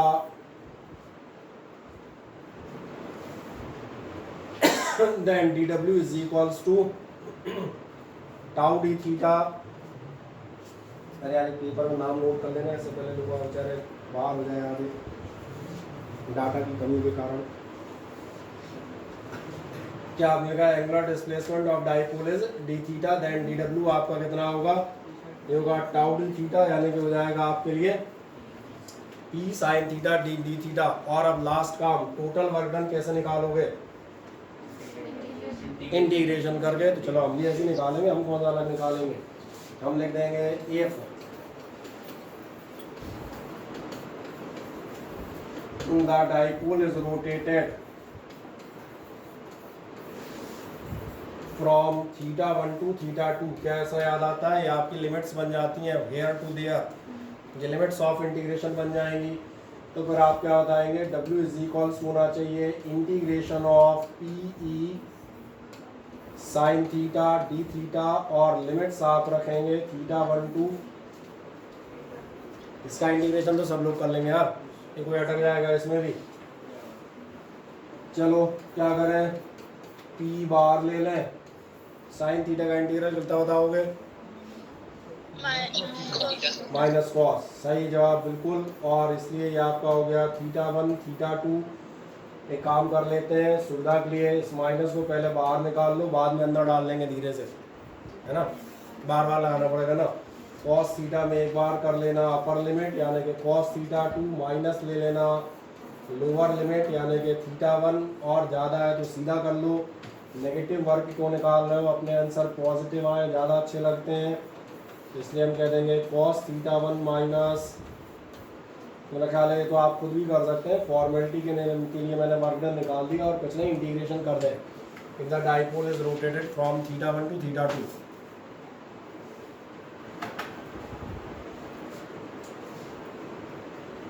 और अब आपके दिमाग में कोई शंका आशंका हो तो उसे व्यक्त करें। हो जाएगा डेरिवेशन बोले आयशी? पक्का? संडे को टेस्ट है क्योंकि तब मत बता लो, नानी क्या रही थी। हाँ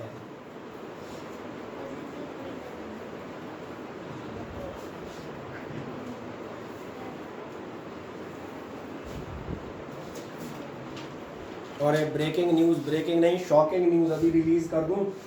कौन सा?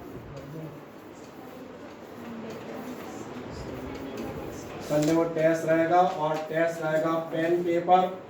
जितने बेचारे यहाँ आ सके वो सब यहाँ आके टेस्ट लें, जो नहीं आ पाएंगे, नहीं आ पाने वालों बस कैंपस वालों को ही गिनूंगा, उनको तो मैं दिलवा दूंगा ऑनलाइन, तो उनकी चिंता छोड़ो, तुम सबको यहीं आना है। कैंपस वालों के लिए अलग से कुछ ना कुछ इंतजाम कर दूंगा, ठीक है? अरे कैसे कैसे देगी, ऑनलाइन रजिस्टर खोल के लिखेगी, मुझे पता है।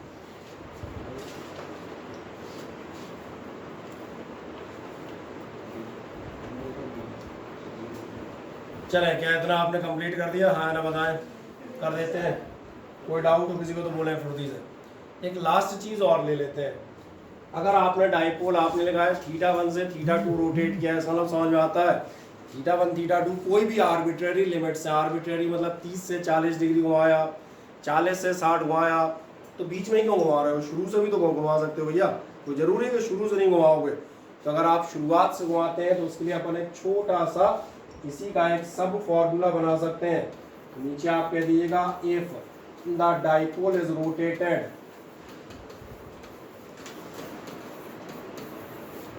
फ्रॉम, और डाइपोल आपने कहां से रोटेट किया है वो आप बताएंगे। डाइपोल इज रोटेटेड फ्रॉम, सही कह रहे हैं आप, इनिशियल पोजीशन। अगर हम इसे रोटेट करते हैं इनिशियल पोजीशन से, इनिशियल पोजीशन का मतलब क्या होगा?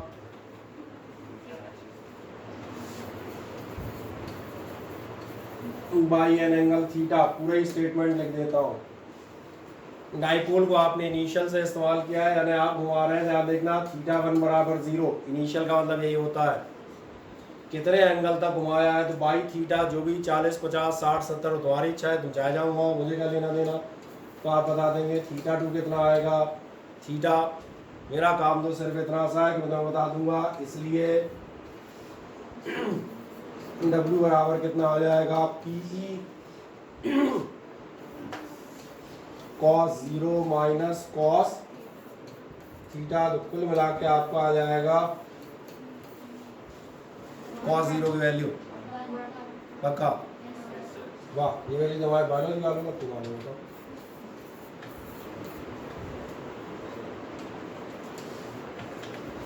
तो ये आपकी कहानी हो गई लास्ट कि अगर आप जो है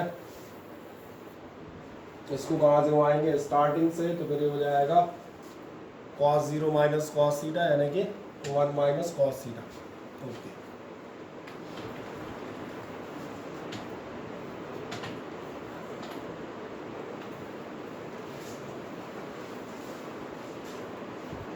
ये मैंने कहा डेरिवेशन आप जो है प्रैक्टिस कर लें एक बार मेरे साथ साथ। शीट्स आपके पास मौजूद हैं, वीडियो लेक्चर्स आपके पास मौजूद हैं, ज़रूरत पड़ने आप उन्हें दोबारा देख सकते हैं, एक बार घर पे आप प्रैक्टिस कर सकते हैं। जो भी आप करें आपके लिए तमाम सारे, मैंने कहा सब चाबी चाबी हमने खाई मिलता है।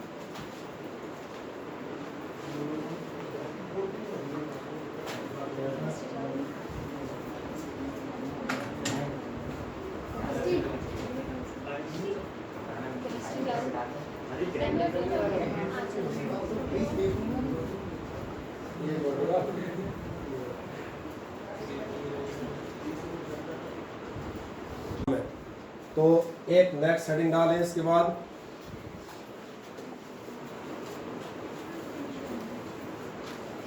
और ये आप डाल देंगे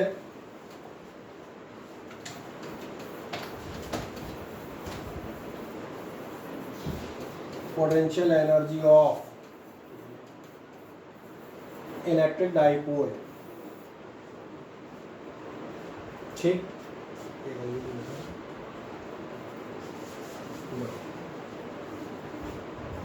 potential energy of electric dipole से मेरा मीनिंग क्या है, मैं फिर रिपीट करूं। पोटेंशियल एनर्जी से मेरा मीनिंग ये है कि आपको इतना समझ में आ गया, if a dipole is suspended inside a electric field, number 1 इस पर टॉर्क लगेगा, नंबर 2 अगर डिस्प्लेसमेंट हुआ that means we have done some work, और वर्क डन हुआ है तो जाएगा कहाँ, तो ये भी क्लियर है, it is stored in the form of potential energy of the dipole.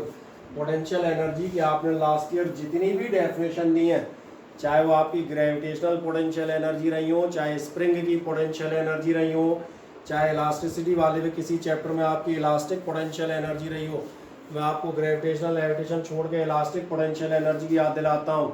वो आपसे क्या चीज़ बताता था, the work done in deforming a wire, किसी वायर को डिफॉर्म करने में जितना वर्क डन करते हैं that is stored in form of potential energy.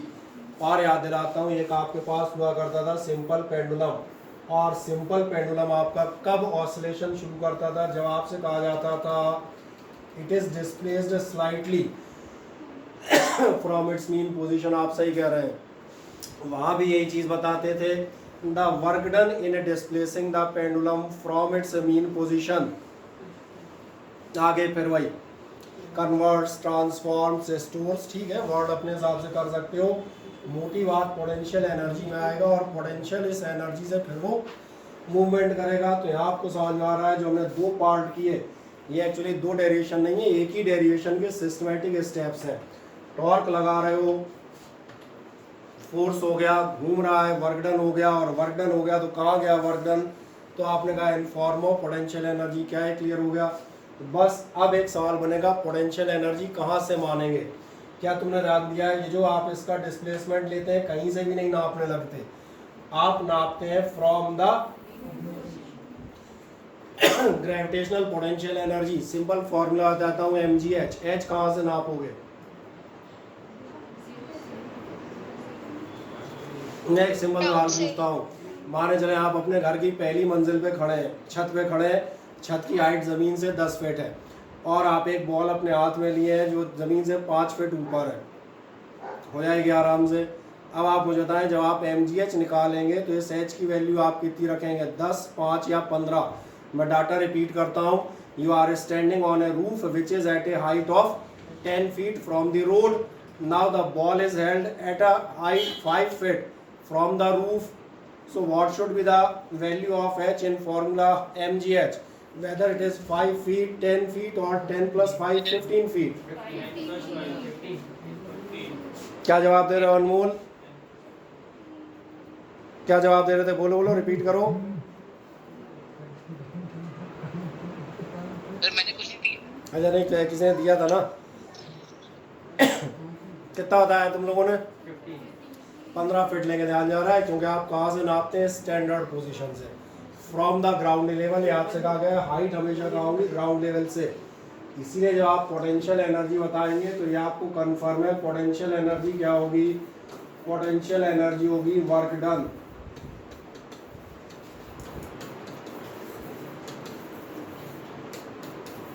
In rotating the dipole, ये कंफर्म है आपके work done in rotating the dipole होगा।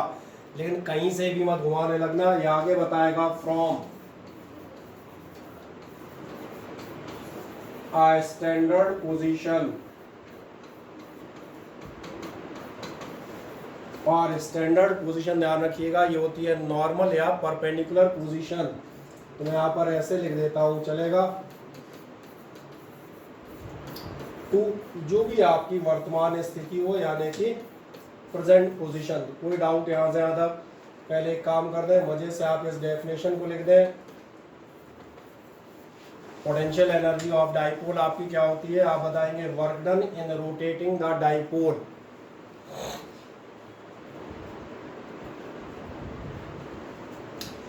Work done in rotating the dipole from a standard position. Work done in rotating the dipole from a standard position, या आप कह सकते हैं perpendicular position to present position.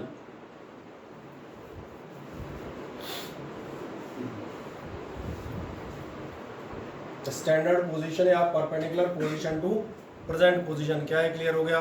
और एक interesting बात है, इसलिए आपका डेरिवेशन रिपीट हो जाएगा, लगभग। क्यों रिपीट हो जाएगा वो दिखा देता हूँ। क्योंकि आप कहेंगे आपकी पोटेंशियल एनर्जी बराबर क्या होगी, पोटेंशियल एनर्जी वर्क डन होगी। और मज़ेदार बात है, वर्क डन आपको मालूम होता है टाउ डी थीटा था। आपको ये भी मालूम है टाउ डी थीटा जो है आपका वो पी साइन थीटा था। तो आधा डेरिवेशन तो मैंने एक लाइन में कंप्लीट करवा रहा, सही ना, वो एक ही सीक्वेंस है। इसलिए आप बताएंगे दैट्स वाई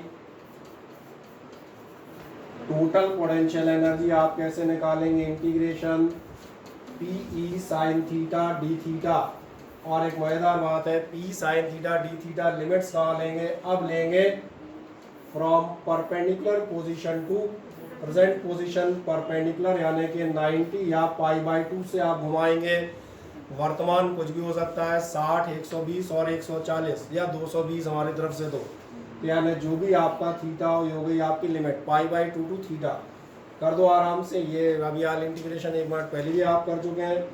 कितना निकल आएगा आपका, u is equals to p e, साथ में माइनस कॉस थीटा, लिमिट्स आप रख दें π/2 टू थीटा।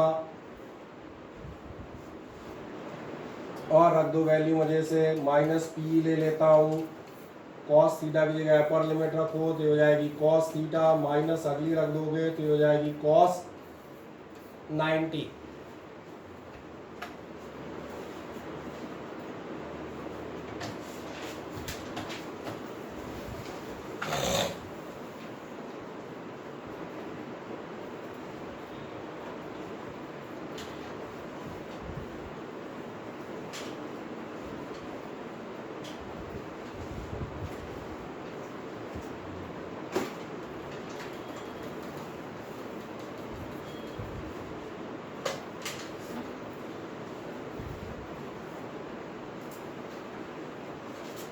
कितना निकल आएगा, cos 90 आपका 0 हो जाएगा। तो फाइनल आंसर आपके पास क्या होगा,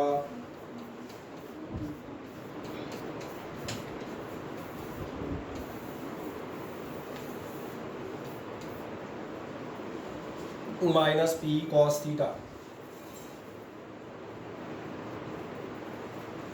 सही है। और एक छोटी सी बात याद दिलाता हूँ, जो थोड़ी देर पहले कर रहा था, मैंने कहा था याद रखिएगा बिल्कुल, ए बी साइन थीटा और ए बी कॉस थीटा, जो आप माइनस पी कॉस थीटा कर रहे हैं तो ये हो जाएगा u is equals to minus vector p। और आपका ध्यान जा रहा है यहाँ कॉस थीटा है, इसका मतलब होगा हाँ, इतना बड़ा डॉट इसलिए कोई ना किसी को दिखा बेचारे को तो।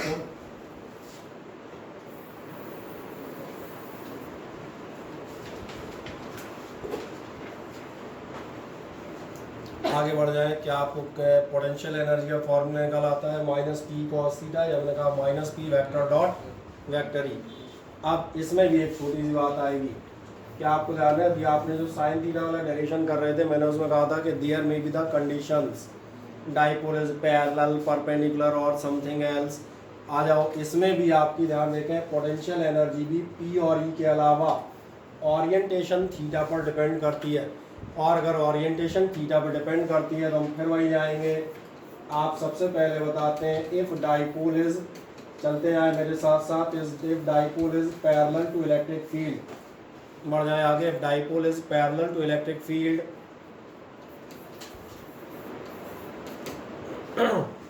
पैरेलल टू इलेक्ट्रिक फील्ड है तो फिर थीटा कितनी लोगे,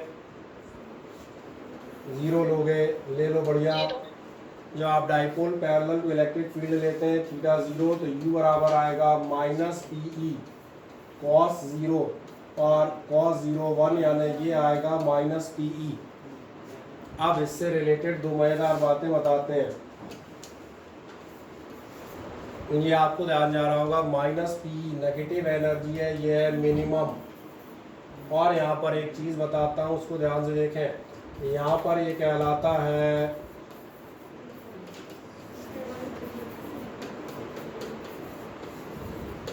स्टेबल इक्विलिब्रियम। लिख दें आराम से मज़े से, माइनस पी और साथ में लिखिएगा स्टेबल इक्विलिब्रियम।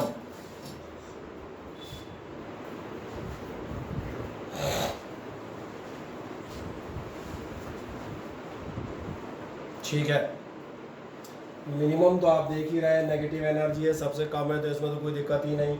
क्या कोई स्टेबल इक्विलिब्रियम को जस्टिफाई करेगा?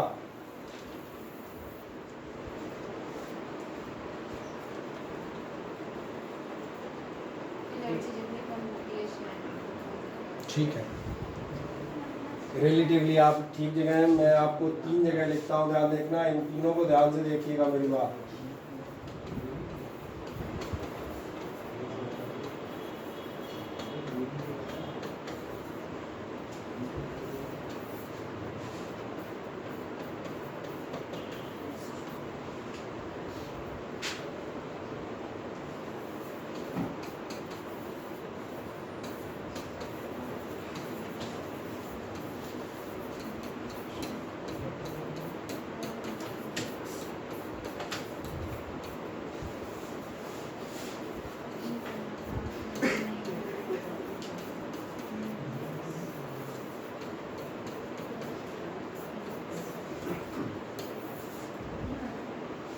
अब आपकी याददाश्त जहाँ से ताज़ा हो जाए वहीं काम कर जाएगा, इससे मतलब नहीं कहाँ से हुई। पहला और तीसरा लगभग सेम है। आपको याद आता है जिन्होंने 11th केमिस्ट्री में पढ़ा हो, चाहे 12th फिजिक्स में पढ़ा हो, जब आप एटम के स्ट्रक्चर के लाइमन बामर क्वेश्चन ब्रैकेट सीरीज निकालते हैं, उसके पहले आप energy levels of hydrogen atom discuss करते हैं, चाहे आपने 11th केमिस्ट्री में किए हो और चाहे आपने 12th फिजिक्स में किए हो। और मैं आपको हाइड्रोजन की एनर्जी बता देता हूँ। हाइड्रोजन की एनर्जी होती है -13.6 eV। तो एक बड़ी मज़ेदार बात है, एनर्जी होती है नेगेटिव। और आपके बोर्ड क्वेश्चन में ये आता है कि इलेक्ट्रॉन की एनर्जी नेगेटिव है, इसका क्या मीनिंग है, तो इसका भी जवाब हम देंगे। उसके पहले मैं याद दिलाऊं, जब आप सैटेलाइट्स में ग्रेविटेशन वाले चैप्टर में सैटेलाइट्स की टोटल एनर्जी निकालते हैं तो एनर्जी आती है -gmm/2r। तो जो भी आती है वो छोड़ो, सबसे खास बात माइनस आती है। चाहे तो आप 11th फिजिक्स का रजिस्टर पलट के देखिएगा, जहाँ ये लिखा है उसके नीचे एक चीज़ लिखी है, यहाँ नेगेटिव साइन बताता है कि ये जो आपके ऑब्जेक्ट हैं they are forming an attractive system. आप में से कितने लोगों को याद आता है force are of two types, repulsive और attractive. Repulsive forces are considered to be positive and the attractive forces are considered to be negative. ये हमने लास्ट ईयर पढ़ा है, कहीं कोई समस्या हो तो मुझे बताएं। आपको दिख रहा होगा नेगेटिव पोटेंशियल एनर्जी बताती है these are forming an attractive system. आपके लिए कहलाता है अट्रैक्टिव सिस्टम, उसी को एक और नाम दिया जाता है। अट्रैक्टिव सिस्टम के बाद बताते हैं बाउंड सिस्टम, क्योंकि अगर दो चीज़ें एक दूसरे के अट्रैक्शन में है तो क्या हो जाएंगी, बाउंडेड टुगेदर होंगी। मैं एग्जांपल दे देता हूँ। एटॉमिक स्ट्रक्चर में आपका न्यूक्लियस और इलेक्ट्रॉन आपने ध्यान दिया है, these are in a system of attraction, these are bound together. और इसीलिए आपकी एनर्जी कैसी आती है, negative. You can go for this in the chemistry register of 11th और द बुक, वो आपने जहाँ भी जैसी पढ़ी हो। मेरे लिए आप कहाँ जा सकते हैं, इन केस ऑफ ग्रेविटेशन। जो हमने ग्रेविटेशन का चैप्टर निकाला है वो हमें डेरिवेशन किया है, और हमने इसलिए किया है, तुम एक ही बार कर रहे हो, 20 साल से कर रहे हैं। हाँ, तो मालूम है कि उसमें क्या क्या लिखा है, सही है ना। तो उसमें क्या लिखा रहता है, लास्ट में लिखते हैं यहाँ नेगेटिव साइन शो करता है कि अट्रैक्टिव सिस्टम फॉर्म करते हैं प्लेनेट और सैटेलाइट, या मैंने कहा सन और आपका प्लेनेट। ये अट्रैक्टिव सिस्टम है, ये प्लेनेट या सैटेलाइट बाहर नहीं भाग सकता, ये एक बाउंड सिस्टम है। तो समझ में नहीं आया, यही सीख लिए। तीसरा वर्ड है स्टेबल सिस्टम है, ये बाहर नहीं भाग पाएगा।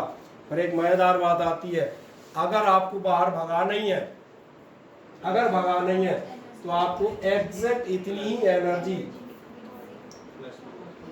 या फिर कुछ को अब याद आए, वही भी जो हाइड्रोजन है उसकी आयनाइजेशन एनर्जी होती थी प्लस। तो प्लस क्यों भैया, क्योंकि उसकी खुद की एनर्जी माइनस उतने में है। जब आप ठीक उतनी पॉजिटिव सप्लाई करोगे तभी तो जीरो होगी। Then it will become free from the, जो भी आपका बाउंड सिस्टम है, यानी कि न्यूक्लियस इलेक्ट्रॉन सिस्टम है। जरा ध्यान देखो, तुम्हारी यहाँ पर एनर्जी कैसी आई है, इसका मतलब ही आपके इलेक्ट्रिक फील्ड और आपका डाइपोल, ये दोनों एक बाउंड सिस्टम बना गए। ये कब होता है, ध्यान देखना, जब आपका मैग्नेट नॉर्थ साउथ में होता है, अट्रैक्ट हो गया होता है अर्थ की तरफ और उसी के साथ बाउंड हो गया, हिलाओगे भी तो फिर वहीं आ जाएगा, बोले हम यहीं ठीक है, ये ज़्यादा बेहतर जगह है। मेरी बात समझ में आ रही है ना। इसीलिए ये आपका बाउंड सिस्टम है। कैसा इक्विलिब्रियम कहला रहा है, स्टेबल। अब तो ये कंसेप्ट क्लियर हो जाता है, याद रखिएगा। जब ये वाला चैप्टर पढ़ाऊंगा तो फिर से पूछूंगा, एटम न्यूक्लियाई पढ़ाएंगे ना एक आध बार कहीं फुर्सत में। अब एक काम करें, कंडीशन नंबर सेकंड चले आए। ये कौन सी थी, फर्स्ट की थी ना, बस तो सेकंड चले आए। सेकंड क्या होगी आपकी, dipole is perpendicular to electric field. Parallel वाला लिया था ना, हाँ पैरेलल आपने ले लिया है। नेक्स्ट आप जाएगा condition number second, dipole is perpendicular to electric field. और dipole perpendicular to electric field लें तो फिर आप थीटा कितना लेंगे, ले लें थीटा 90 लोगे तो u बराबर कितना आएगा, यह आएगा माइनस पी कॉस 90, यानी कि आपका यह आएगा माइनस का 0। अच्छा, 0 माइनस का नहीं होता क्या, अच्छा नहीं पता नहीं लगा, हो सकता है माइनस का भी आया, उसमें क्या पता। चलो ये ध्यान देखना, ये तो देख रहे होगी स्टैंडर्ड पोजीशन है, क्योंकि यहाँ एनर्जी 0 होती है। तो ब्रैकेट में आप लिख देंगे कौन सी पोजीशन, स्टैंडर्ड पोजीशन। ब्रैकेट में आप लिख दीजिएगा स्टैंडर्ड पोजीशन। अब आप पढ़ेंगे कंडीशन नंबर थर्ड, और कंडीशन नंबर थर्ड में आप जाइएगा dipole is anti parallel. Third आप चले आएंगे, dipole is anti parallel to electric field. Dipole is anti parallel to electric field, और एंटी पैरेलल माने मालूम है अपोजिट, उल्टा, सही है, बढ़िया। आप लेंगे थीटा बराबर 180 डिग्री, और थीटा बराबर 180 डिग्री लेंगे तो ध्यान देखना आपको मिलेगा u is equals to minus p e cos 180 degree, और कॉस 180 होता है -1, तो टोटल मिला के आपको आएगा, और कंफ्यूजन ना हो तो लिख भी देता हूँ कई बार, कैसा p आएगा, पॉजिटिव p। तो अब तुम्हें याद होगा जिसके पास पॉजिटिव एनर्जी है वो वर्क करेगा, वो भागेगा, और वर्क करेगा भागेगा, तो इसलिए ये एनर्जी कंडीशन कहलाती है। ये तो देखिए क्या होगा, ये मैक्सिमम है एनर्जी, और या फिर आप इसे कहते हैं, क्योंकि अनस्टेबल इसलिए क्योंकि रुकेगा नहीं। समझ में आ गया? इसके पास हम कहते हैं एनर्जी है, यूज करके कहीं ना कहीं वर्क डन करेगा, रोटेट करेगा, चलेगा, जो भी करेगा, ये कन्फर्म है, स्टेबल नहीं रहेगा, अनस्टेबल है, ये मालूम है। क्या आपको ये तीनों कंडीशन समझ में आ जाती हैं प्रॉपरली? तो इस तरह से आप देखें डाइपोल का जो मोस्ट डेरिवेटिव पार्ट था, यानी डाइपोल के आपके 3 डायरेक्शन आते हैं, एक्सियल इंटेंसिटी, इक्वेटोरियल इंटेंसिटी और इंटेंसिटी इन ऑब्लिक या arbitrary position. Then further 3 directions for the torque on dipole, work done by dipole and the potential energy of the dipole. ये हमने लगभग आज की डेट में फिनिश अप कर दिए। ठीक है, थोड़ा एंटरटेनमेंट के लिए हम एक काम करते हैं, आगे देख लेते हैं क्या है। ये तो यही कहानियाँ है जो हम बता रहे थे, मिनिमम होगी, स्टेबल इक्विलिब्रियम होगा, तो तुम्हें शीट मिल गई है, तुम्हारा मन लगे तो पढ़ते रहना। ये आपका मैक्सिमम है, ये आपका अनस्टेबल इक्विलिब्रियम है, सब आपकी शीट से ही मैंने लिखा है, कहीं और से नहीं। ठीक है ना? अब इसके बाद हम जाएंगे एंगुलर एसएचएम और इक्विलिब्रियम ऑफ चार्ज, और इसके बजाय अपन करेंगे, ये कहता है थोड़ा मनोरंजन करेंगे, वो भी जरूरी है। कहाँ से कर दूँ? चलो ये वाला बताओ, आ जाओ। क्या कह रहा है आपसे क्वेश्चन, जरा पढ़े। ये कह रहा है electric dipole when held at 30 degree, क्या दिया हुआ है आपको?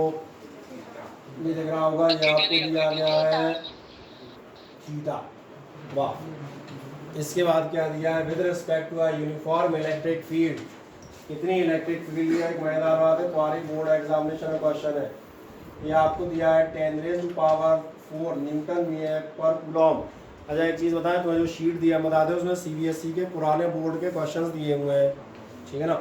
उन क्वेश्चंस को अपन जैसे ही चैप्टर खत्म हो जाएगा करते आना, साथ में सारे बोर्ड क्वेश्चंस एक साथ डिस्कस कर देंगे, तो उससे क्या है, बोर्ड में इस चैप्टर से क्या क्या आया एक ही बार में निपटा मारेंगे। ठीक है ना?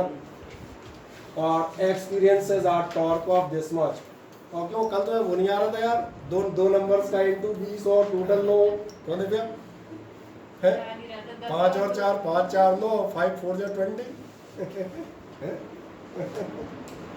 बोला दिव्या उसके व्हाट्सएप पर पूछ रही, सर ऐसे नंबर बताओ। बोला कौन से नंबर? बोले ऐसे नंबर जिनका टोटल 9 हो। मैंने कहा फिर? बोले इंटू 20। कठिन प्रश्न है। ठीक है, कोई बात नहीं, मुझे आता है कई बार, इसलिए मैंने कहा फिजिक्स में बहुत बड़ी झंझट है, समझ में आ गया। कई बार फिजिक्स में आदमी डिजर्व करता है 90, आती 85 गई है, तो समझ में आ गया होगा क्यों, क्योंकि आपने ध्यान नहीं दिया। हो सकता है ये चीज़ आप एग्जाम में जाके भूल जाओ। मेरा समझ रहे, एग्जाम में आप बैठे हो और आपको ध्यान ही नहीं आया यार ऐसे नंबर कौन से है।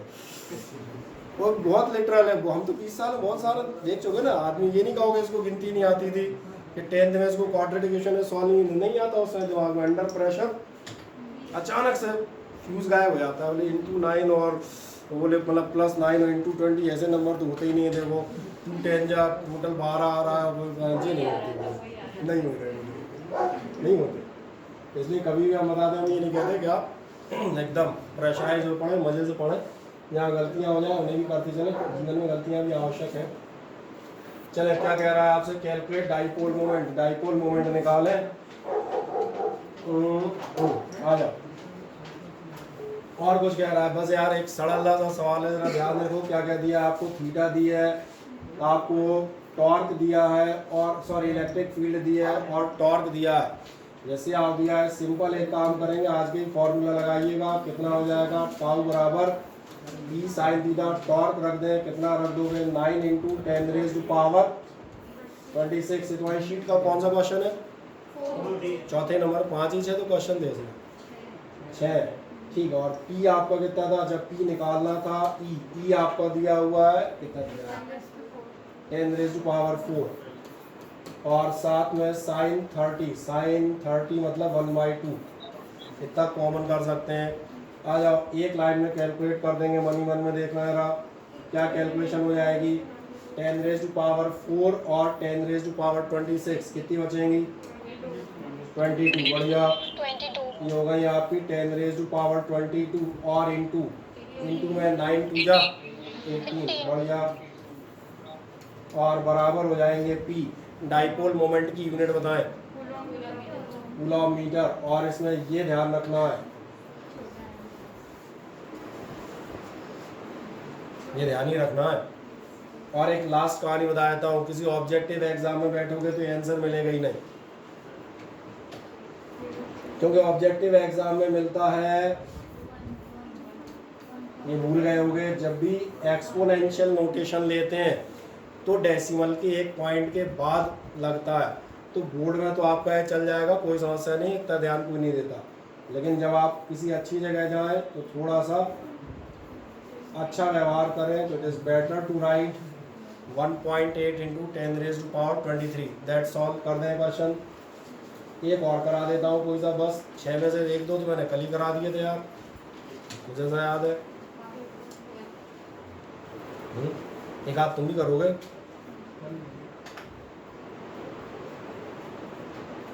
हो गया कंप्लीट? हाँ ना बताएं। देख लूँ अगला। Yes sir. ओके। ये कह रहा है dipole consisting of an electron and proton.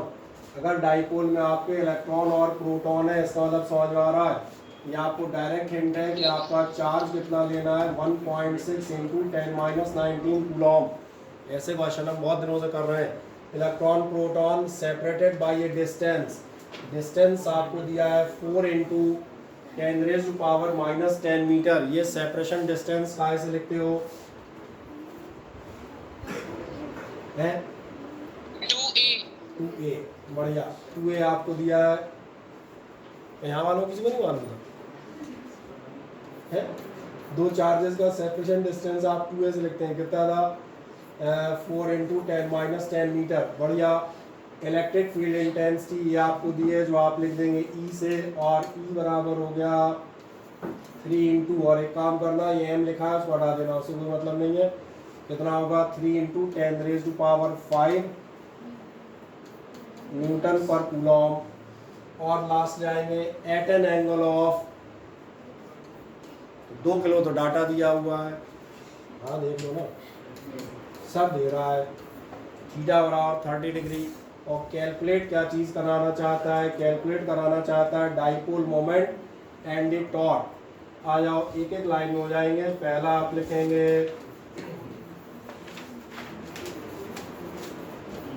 Dipole moment P बराबर कितना होता है? Q.2a। बढ़िया। Q.2a हो गया, एक लाइन में नहीं हुआ, इन्हीं दोनों का इंटू करना है जो ऊपर वाली लाइन में लिखे हैं। Q है आपका 1.6 इंटू 10-19, और 2a था आपका 4 इंटू 10-10। चलो जरा बताओ जल्दी से कितना आएगा? 6.4 बढ़िया। 6.4 इंटू 10 रेज़ पावर -29। सही किया क्या मैंने? मतलब मैं भी सही कर लेता हूँ, ऐसा नहीं है। यस सर, सही है। सी लगा रहा था सर आपने। चल एक और चले आते हैं, सेकंड वन। सेकंड में क्या क्या क्या क्या निकालना था? कहाँ गया क्वेश्चन? अच्छा ही रहा, टॉर्क निकालना था। सेकंड वन आपसे पूरा था आप टॉर्क निकालें, और टॉर्क निकालोगे तो टॉर्क कैसे निकलेगा? चलो ऐसा लिख देते हैं ना, टॉर्क ये तो अभी निकाल के आए हो। टाउ बराबर कितना होता है? PE sine theta. बढ़िया। P अपना निकला निकलाया रखा है, रेडीमेड एकदम। कहाँ गया? ये रहा, ये हो गया 6.4 into 10 raise to power -29 E हो रही 3 इंटू 10 रेज टू पावर 5 ही थी ना। और थीटा कितना है अपने लिए? 30 डिग्री। ठीक है, बराबर आएगा इतने। 9.6 10 की पावर -24 यूनिट बताओ तो याद दिला देता हूँ। टॉर्क हुआ करता था, हमने डेरिवेशन ही शुरुआत की थी। टॉर्क होता है फोर्स इनटू परपेंडिकुलर डिस्टेंस, या डिस्टेंस कर दो इन शॉर्ट, मन में कोई दिक्कत नहीं। फोर्स इनटू डिस्टेंस मतलब यूनिट याद कर लीजिएगा, कोई जरूरी नहीं अपन रटें, यूनिट अपनी ओरल निकल ली आती है। तो मेरा अंदाज है बाकी एक आध क्वेश्चन बचा होगा इस पूरी लिस्ट में, इसको आप कर लेंगे। Then there are the questions from board examination. तो एक 10 मिनट का पार्ट आपका इसमें बचेगा टोटल, जो हम बता रहे थे अभी। और मेन आपके लिए आ जाएंगे last part of this chapter. बिल्कुल सही आप कह रहे हैं, फ्लक्स और गॉसेस थ्योरम। तो आज कौन सा दिन है? वेडनेसडे। बढ़िया, तो इसलिए तुम्हारी फ्राइडे, संडे और मंडे क्लास लगेंगी। अच्छा, संडे को मैं टेस्ट लूँगा, दोनों आदमी फ्राइडे और मंडे क्लास लगेंगी। लगभग लोग अपने से ख़त्म कर ले जाएंगे ज़्यादातर। ठीक है, बढ़ जाए आगे फुर्ती से। अब तुम्हारी अटेंडेंस और